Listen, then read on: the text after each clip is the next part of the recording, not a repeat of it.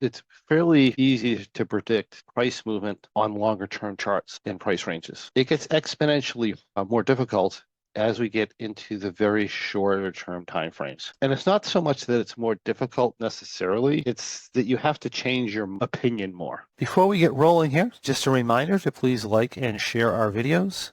Your support helps us to continue to bring you the wonderful content that we share with you each and every week. So if I'm on a weekly chart, really my information is only going to change after every week. Intrabar candles really shouldn't mean a whole lot, and I need to change my opinions as new weekly information comes into the marketplace. If I'm on a 2-minute chart, I might change my opinion every 2-minute bar. And then if I'm paying attention to that bar in the middle of that bar, then I'm actually working off 30-second information maybe, or 15-second information. It's not that it's more difficult, it's that it's going to change back and forth more often. You're going to violate your levels and it's going to mean something, and you might make a decision off of it, and then it's going to violate back, and you need to be able to reverse out of that decision right away because now I have more new information. So you kind of have that dynamic going on when you're doing your charting stuff. And the other dynamic that you have is longer term pricing information is considered more relevant, more powerful, I guess, than our shorter term pricing information.